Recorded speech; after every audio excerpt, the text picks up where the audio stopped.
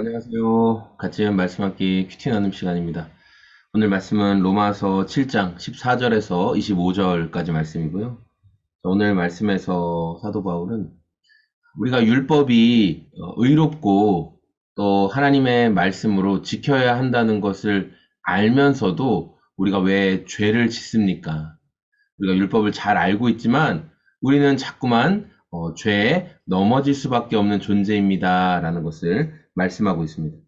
14절 말씀 보니까 우리는 율법이 신령한 것인 줄 압니다. 그러나 나는 육정의 메인 존재로서 죄 아래 팔린 몸입니다. 그러니까 죄 아래 팔린 상태. 그래서 어떤 행동을 한다는 거예요? 17절에 그렇다면 그와 같은 일을 하는 것은 내가 아니라 내 속에 자리 잡고 있는 죄입니다. 율법이 이런 일을 해서는 안 된다라는 걸 알려주는데도 불구하고 나는 죄를 짓는다는 거예요. 율법이 선하다는 사실에 동의는 하는데 나는 죄를 짓고 있다라고 바울은 말합니다. 그게 바로 죄가 내 안에 자리 잡고 있어서 나로 자꾸만 죄에 끌리게 하고 죄를 짓게 만들고 있다.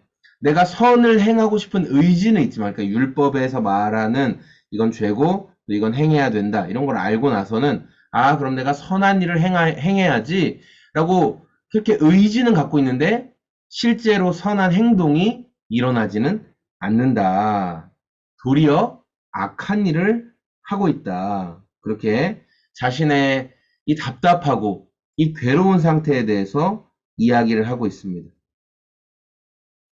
여러분, 우리가 죄의 문제를 다룰 때 이 바울이 오늘 주었던 이 성경의 가르침을 다시 한번 좀 잘 기억했으면 좋겠는데, 매일 성경 옆에 설명에도 말해주고 있지만 죄는 정말 늪과 같아서, 여러분 늪이나 또 갯벌 체험 같은 데 가서 진흙 뻘에 빠져보신 적 있으세요?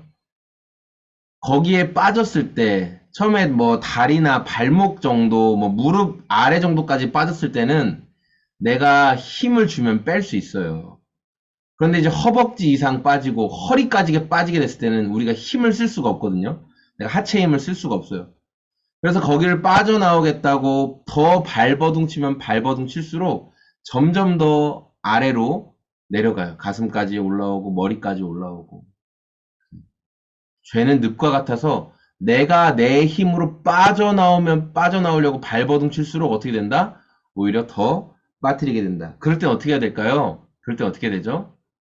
누군가 나를 구해주기 위해 막대기를 내밀어 주든지, 누군가 끈을 던져주든지, 아니면 물에 그 늪에 빠지지 않은 사람이 손을 내밀어서 나를 끌어올려줘야만 빠져나올 수 있어요.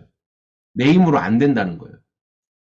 오늘 말씀에서는 그럼 이 비참한 나를 누가 건져주겠습니까? 24절에 바울이 말하고 있는데 25절에 우리 주 예수 그리스도를 통하여 나를 건져주신 하나님께 감사드립니다. 이렇게 말해요. 예수님이 구원의 손을 내미셔서 우리를 죄의 늪에서 끌어올려주시는 분이에요. 그런데 우리는 그렇게 한번 끌어올림을 받고 완전히 죄에서부터 자유한가요? 그렇지 않죠. 또 죄를 짓고 또 넘어지고 또 실패합니다. 그런데 그때 내가 넘어진 자리, 내가 넘어진 죄의 늪의 순간만을 바라보지 말고 그때 누구를 바라보라는 거예요? 우리에게 구원의 손을 내미시는 주님을 바라볼 때 그분이 나를 다시 잡아서 일으켜 세워주신다.